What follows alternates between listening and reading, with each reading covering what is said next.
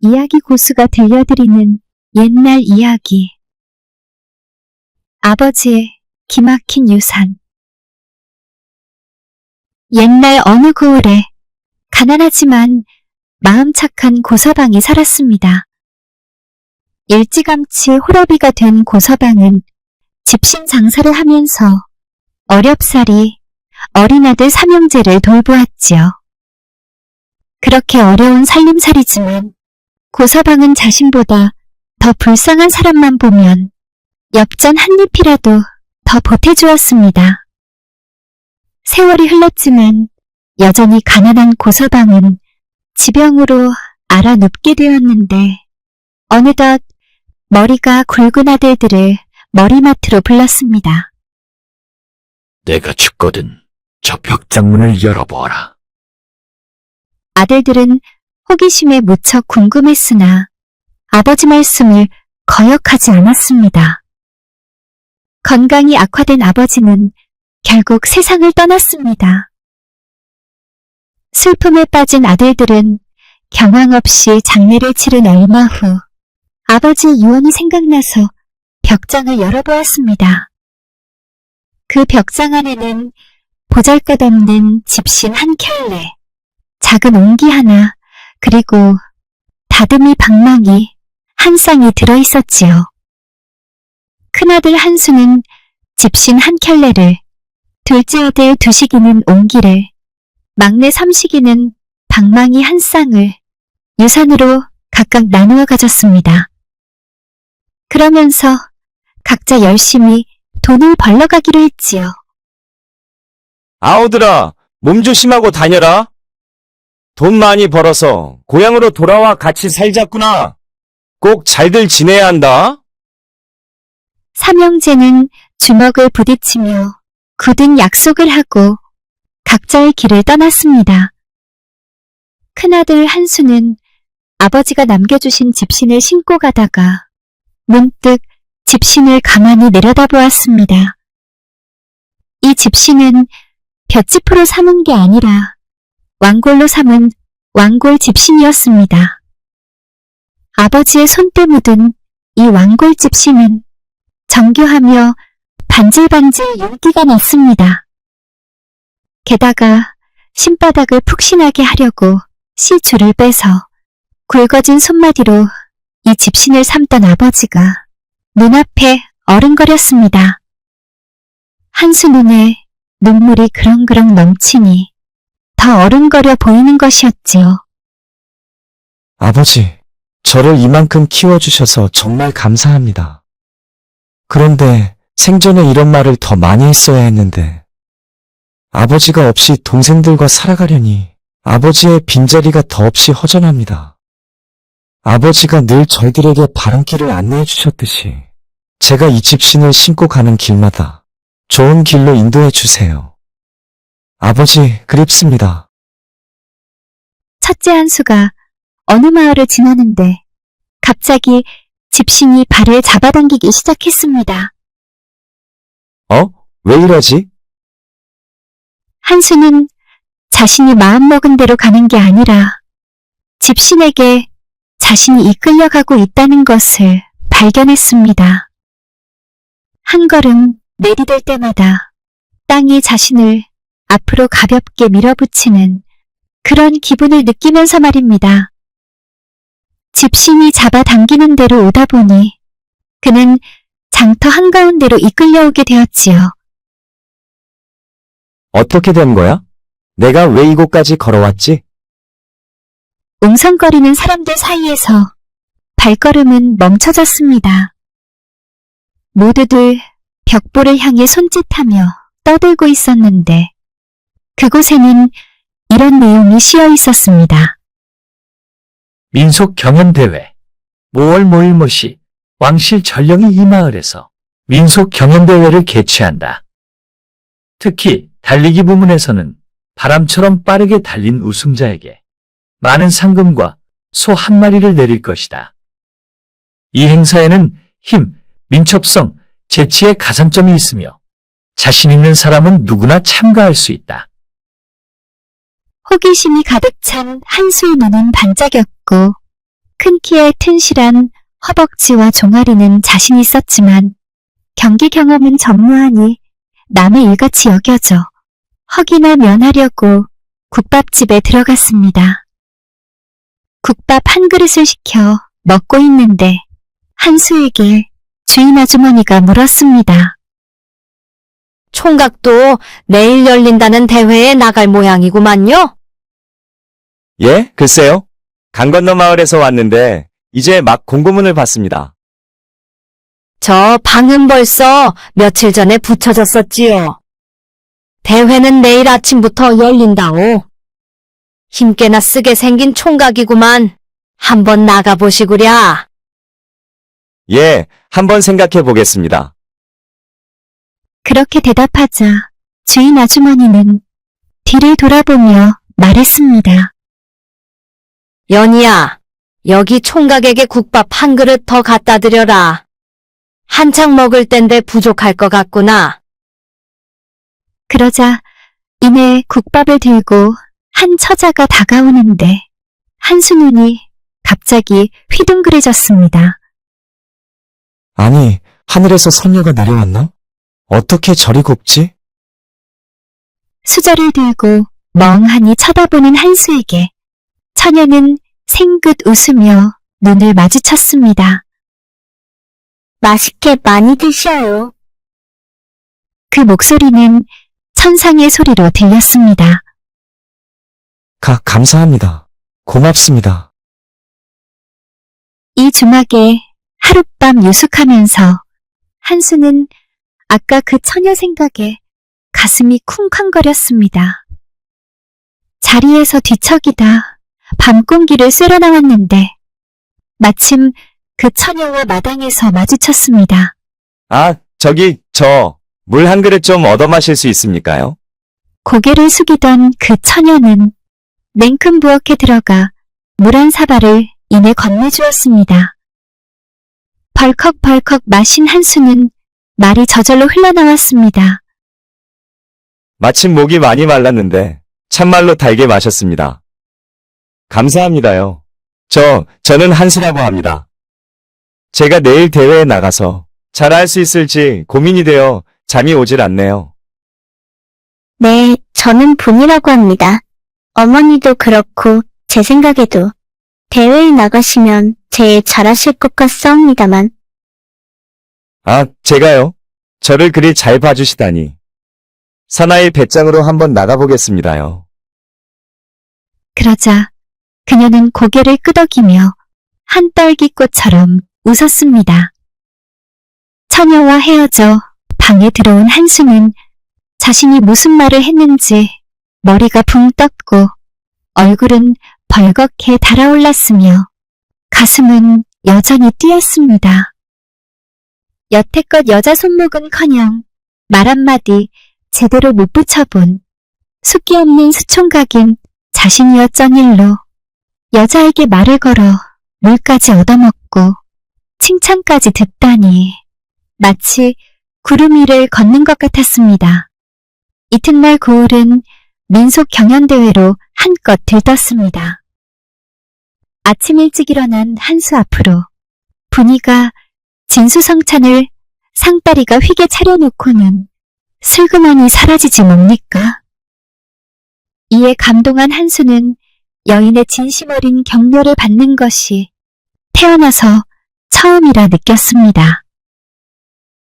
한수는 든든하게 아침을 먹고 서둘러 경기 장소인 강둑 근처 벌판에 도착했습니다. 마을 사람들이 모여들기 시작했고 선수들이 가벼운 몸풀기 운동을 하는 것이 눈에 띄었습니다. 관리에게 선수로 등록을 마친 한수는 고조되는 분위기 탓인지 흥분이 되어 귓속이 윙윙거렸습니다. 가슴을 진정시키면서 집신이 벗겨지지 않게 들매 끈으로 꼭 동여매었습니다. 집신은 마치 살아있는 듯 한수 발바닥에 꼭 달라붙어 있었지요. 달리기 선수들이 출발선에 서자 지잉 하고 징소리가 울리며 경주 시작을 알렸습니다. 함성 소리와 함께 다들 뛰어올랐고 한수 또한 쏜살같이 튀어나갔습니다. 발이 땅에 닿는 순간 집신이 그 자리를 박차며 힘이 솟구치는 것을 느꼈지요. 집신이 땅 위를 미끄러지는 것 같아 마치 날아다니는 듯한 기분이 들었습니다. 다른 경쟁자들은 한수의 속도를 따라잡지 못한 채 저 멀리서 숨을 헐떡였습니다. 하지만 한참을 달리던 도중에 한수는 어떤 비명소리를 듣고 고개를 돌렸습니다. 달리기 대회를 보려고 뚝 근처로 너무 가까이 다가간 어린 소년이 물에 빠진 것이었습니다. 한수는 순간 무슨 생각을 할 겨를 없이 무조건 저수지로 뛰어내렸습니다. 헤엄쳐서 간신히 아이를 구해 안전한 곳으로 끌어올려 구해냈습니다. 이를 본 사람들은 감탄을 하면서도 안타까워했습니다. 발을 동동 구르며 누가 말했습니다.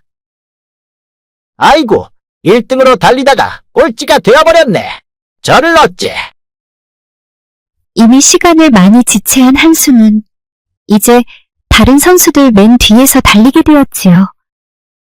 그럼에도 한수는 바람처럼 미끄러지듯 움직이며 속력을 높이니 결국 다른 선수들을 모두 제치고 1등으로 결승선에 도착하게 되었습니다. 물에 빠진 아이도 구해내고 바람처럼 빠른 이 청년에게 온 마을 사람들은 환호성을 지르며 손뼉을 쳤습니다. 드디어 대회를 관장하는 왕실관리가 외쳤습니다.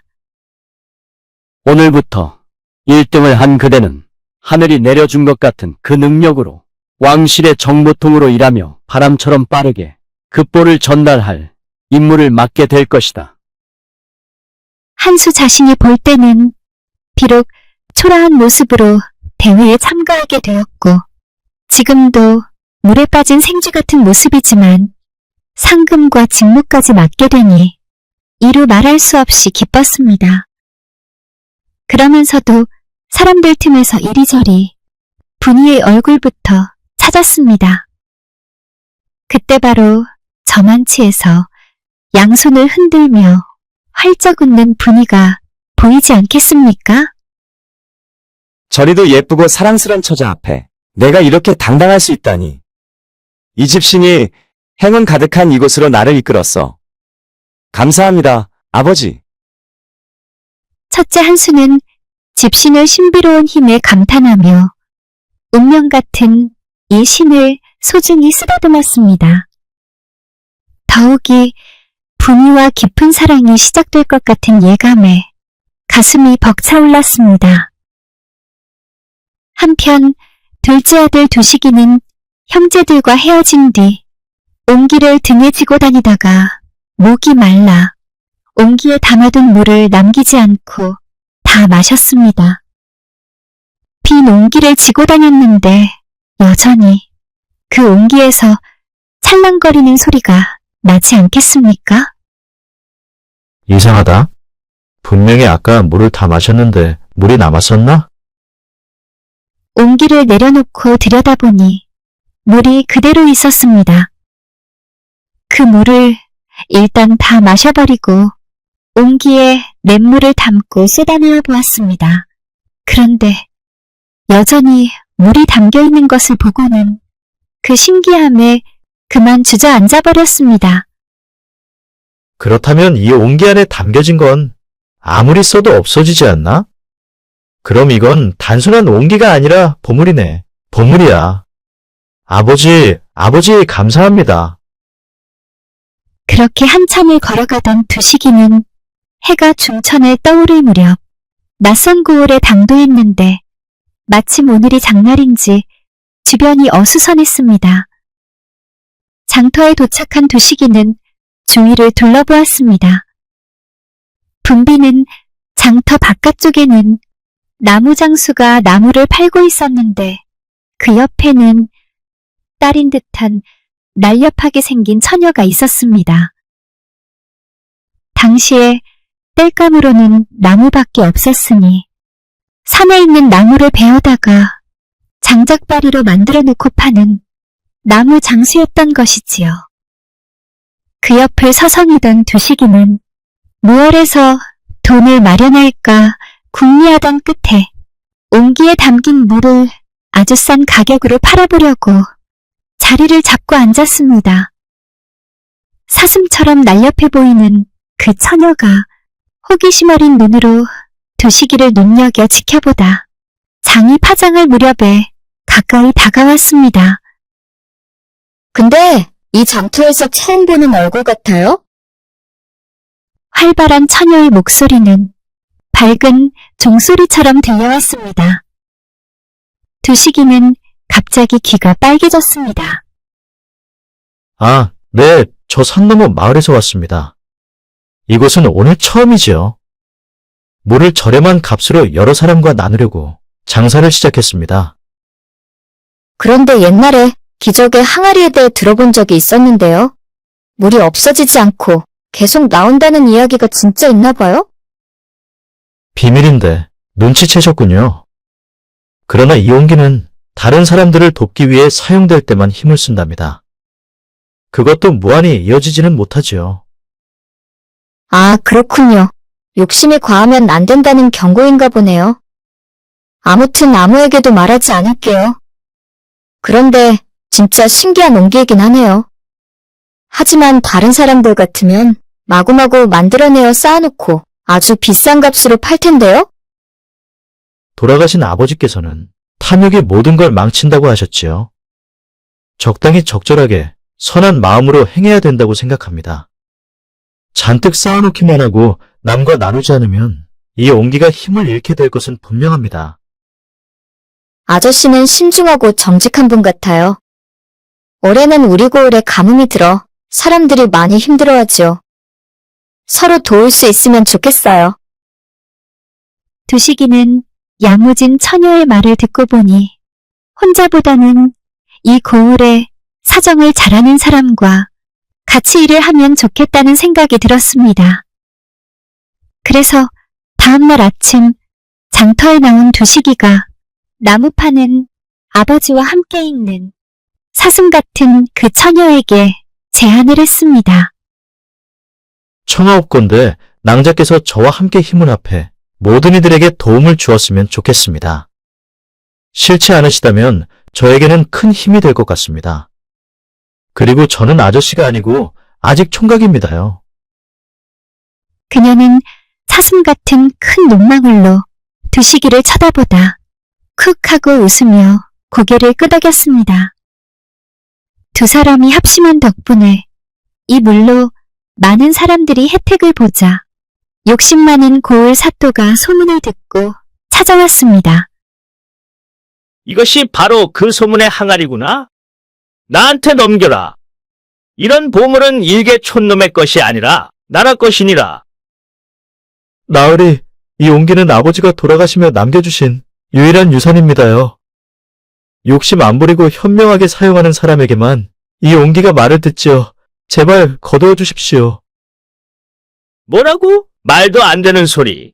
옹기가 옹기지 별거드냐? 누구 말을 듣고 안 듣고야? 너희들은 뭐 하느냐? 어서 뺏어라.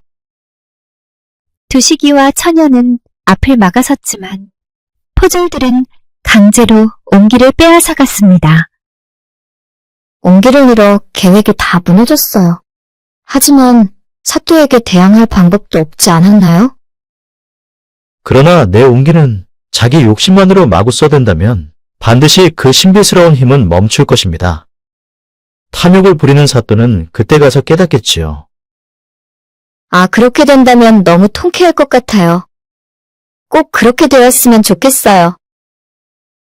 두식이는 이 싹싹한 처녀와 의논하는 것이 무척 기쁘고 든든했습니다. 마치 자신의 아내처럼 걱정해주며 이렇게 머리를 맞대고 이야기하니 말입니다. 한편 포졸들은 빼앗은 옹기를 동원 마당 한가운데에 가져다 놓았습니다. 그놈이 물을 계속 팔 수 있는 걸 보면 이 옹기는 분명 요술 옹기야. 그렇고 말고. 그러니 쌀을 채워서 한없이 쌀이 쏟아져 나오면 비싼 값에 여기저기 팔 수 있지. 난 큰 부자가 되고 말고. 아, 뭐들 하느냐? 어서 쌀을 옹기에 가득 담지 않고. 사또의 명령이 떨어지자마자 포졸이 옹기에 쌀을 가득 담았습니다. 그리고는 옹기를 뒤집으니 쌀은 다 쏟아져 나와 쌓였지요. 그리고 나서 옹기 속을 들여다보니 텅 비어 있었고 쌀은 한 톨도 보이지 않았습니다. 담겨있던 쌀만 한 번 나오고는 그것으로 끝이었습니다. 아무리 흔들어보고 뒤집어봐도 더 이상 아무것도 나오지 않았지요. 동안뜰에 모인 사람들은 수군거렸습니다. 무슨 속임수야? 대체 뭐가 어디서 계속 나온다는 거야? 에이, 사또는 거짓말쟁이야. 소란스러운 사람들 틈에서 도시기가 소리쳤습니다. 사또나리 그 옹기는 순수한 마음을 가진 사람에게만 은혜를 베풉니다요. 그것도 무한정 베푸는 건 아니고요. 마을 사람들은 거짓말로 남의 옹기를 뺏은 사또에게 등을 돌리며 투덜댔습니다. 착한 주인만 알아보는 옹기인가 본데 사또에게는 아무 소용없는 물건 아닌가? 크게 당황한 사또는 쥐구멍을 찾는 듯 했습니다. 이런 혼란한 틈 속에서 도시기와 처녀는 옹기를 재빨리 들고 동원을 빠져나왔습니다. 두 사람은 멀리 떨어진 이웃 마을로 가서 그곳에서 옹기의 신비한 능력으로 어려운 이웃들을 돕기로 했습니다. 그렇게 두 사람은 믿고 의지하는 시간이 쌓여가자 서로 자신의 반쪽이라고 느끼게 되었습니다. 선한 마음이 평범한 항아리를 신비롭게 바꿨어요. 돌아가신 아버지께서 자랑스러워하실 거예요. 나는 이 옹기로 낭자를 만나게 된 것을 아버지께 더욱 감사할 따름입니다.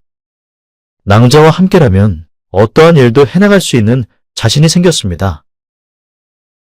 1여 년이 지나 둘째 도시기는 낭자와 함께 고향집으로 돌아왔습니다.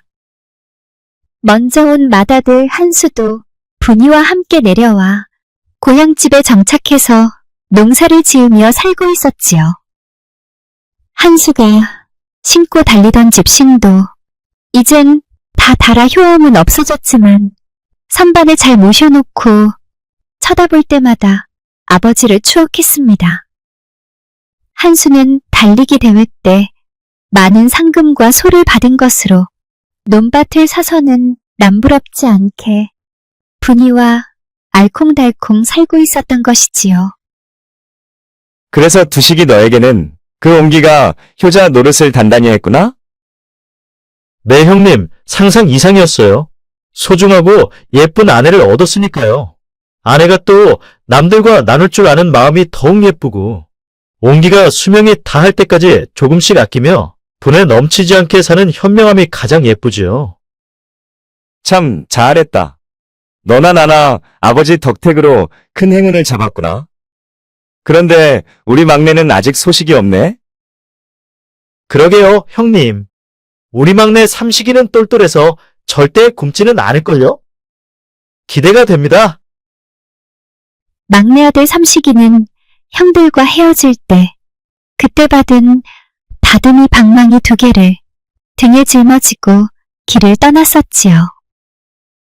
어느 하루는 날이 어두워졌는데 잘 곳이 없어 산에 있는 나무 둥치 밑에서 잠을 청했습니다. 막 잠이 들려는데 저만치서 인기척 소리가 나더니 사람들이 거친 숨을 몰며 뛰어오는 것 같기에 삼식이는 서둘러 나무 위로 몸을 피했습니다. 그들은 삼식이가 올라간 나무 밑에 와서는 무언가를 털썩 내려놓으며 말했습니다. 자, 어서 끌러봐. 겁나가는 것들 더 훔칠 수 있었는데. 그 집 영감탱이가 갑자기 광문을 열기에 그냥 도망쳤지 뭐야. 에이! 훔치네, 어쩌네 하는 말소리를 들으니 도둑임에 틀림없었습니다. 삼식이는 어떻게 혼을 내줄까 하는데 마침 소변이 마려웠지요. 그래서 이쪽 저쪽으로 찔끔찔끔 오줌을 누웠습니다. 도둑들은 비가 오는 줄 알고 자리를 뜨려고 할 때 삼식이가 방망이 2개를 들고 있는 힘을 다해 두들겼습니다. 딱딱 따닥딱! 밤공기를 찢으며 나는 소리에 도둑들은 귀신 소리인 줄 알고 더욱 서둘렀습니다. 그런데 삼식이가 실수로 방망이를 놓쳐 그 방망이가 도둑머리를 내리치며 튕겨 날아가니 그들은 외마디 비명을 지르며 도망쳤습니다. 귀신이다! 귀신이야! 혼비백산한 도둑들이 도망가자 삼식이는 나무에서 내려와 아버지가 남겨주신 방망이를 찾아들고 도둑들이 던져놓은 자루를 열어보았습니다. 그 안에는 건어물 몇 포와 곡식이 좀 들어있었지요. 삼식이는 코웃음을 쳤습니다. 호되게 방망이로 맞아 꽤나 아프겠지만 콩알만한 간땡이로 무슨 도둑질을 해? 지금 혼이 잔뜩 났을 테니 다신 이런 짓 안 하겠지. 다음날 도둑들이 두고 간 자루를 둘러매고 할 일을 찾아 나서서 가고 있는데 아무리 가도 인기척도 없고 민가도 없고 그저 울창한 숲속이었습니다. 조붓한 오솔길을 따라 어느 골짜기로 발을 들이자 사람들이 쓰러져 있는 모습이 눈에 들어왔습니다. 깜짝 놀란 삼식이가 찬찬히 살펴보니 이미 다 숨이 멎었는데 선비 옷차림을 한 남자 하나는 길가에, 남자 둘은 나무 밑에 쓰러져 있었지요. 근처에 칼과 몽둥이가 떨어져 있었으며 또 술병 하나, 전대 하나가 널브러져 있었습니다. 삼식이는 그저 놀란 가슴으로 시체 옆에 서서 황당해하고 있는데 갑자기 어디서 나타났는지 포졸들이 우르르 달려들면서 삼식이를 포승줄로 묶는 것이 아니겠습니까? 대체 왜 이러시오? 너 아주 수상하구나. 이놈하고 저 시체들도 묶어서 같이 끌고 가자. 삼식이는 기가 막혔으나 끄는 대로 어쩔 수 없이 끌려갔는데 그곳은 바로 동원이었습니다. 사또, 분부대로 산에 있는 시체를 모두 갖고 왔습니다. 그런데 다 죽었다면서 저 사람은 살아있네? 예, 저놈은 시체를 살피면서 어물쩡거리기에 수상하여 잡아왔습니다. 전후 이야기를 들어보니 산길에 가던 마을 주민이 새 남자가 죽어있는 것을 발견하고 관가에 알렸던 것입니다. 그래서 관가에서 나온 포졸들이 시체와 물건들을 동원으로 옮겨 증거를 확보하려던 참에 막내 삼식이가 마침 그곳에 있다 보니 까마귀 날자 배 떨어진다고 공교롭게 의심을 받게 된 상황이었지요. 그러나 사또는 갸웃거리며 계속 살인사건 생각에만 잠겨 있었습니다. 그런데 아무리 생각해도 이상해. 한 사람은 칼에 찔려 죽었고, 한 사람은 몽둥이에 맞아 죽었고, 또 한 사람은 독이 든 술을 마시고 죽었다. 돈이들은 전대는 그대로 있고, 또 술병에 술도 절반 남아있고. 대체 이게 어찌된 일인지 오리무중이네 그려. 옆에서 그 소리를 듣고 잠시 생각하던 막내 삼식이가 오랏줄이 묶인 채로 말했습니다. 사또나리, 제가 사건을 재구성해보았는데 한번 들어보시겠습니까? 그놈 참 맹랑하구나. 그래, 어디 말해보아라. 칼에 찔려 죽은 선비는 산길을 가다가 도둑들에게 전대를 빼앗기고 목숨까지 잃은 것 같고요. 나머지 둘은 도둑놈 같은데 서로 전대를 차지하려고 다툰 것 같이 보입니다. 도둑 한 사람이 술을 사오마하고는 그 술에 독을 타서 다른 도둑한테 먹이려고 갖고 오는데 기다리던 도둑 하나가 술을 사오는 도둑 뒤로 뒤통수를 몽둥이로 때려 죽이고 나서는 이제 내 세상이다 하며 신이 나서 한잔하려고 술을 마시다가 그만 독이 든 술을 마시게 되어 죽게 된 것 아닌가 합니다. 그럴듯하구나. 듣고 보니 이치에 딱딱 들어맞는 것 같다. 참으로 기특한 지고. 수수께끼 같은 사건을 명쾌하게 해결한 공으로 삼식이는 사또로부터 포상금을 받게 되었습니다. 떠나는 삼식이가 못내 아쉬운지 사또가 제안을 하나 했습니다. 너의 그 영리한 머리가 아깝구나. 관직에 오르고 싶으면 나를 찾아오너라. 내가 너를 양아들로 삼아 그 공부를 하도록 하여 과거 시험을 볼 수 있게 도와주겠다. 사또날이 그렇게 저를 잘 봐주시니 정말 고맙습니다. 잊지 않고 꼭 찾아뵙겠습니다. 작별 인사를 마치고 동원문을 나서던 삼식이가 뒤를 돌아보니 동원 지붕 위로 오색무지개가 둥실 떠있지 않겠습니까? 삼식이 눈에 비친 그 무지개는 자신의 희망찬 앞날을 예고하는 것 같았습니다. 땅을 힘차게 내디디며 삼식이는 고향집으로 향했습니다. 형님들 소식을 궁금해하면서 말입니다.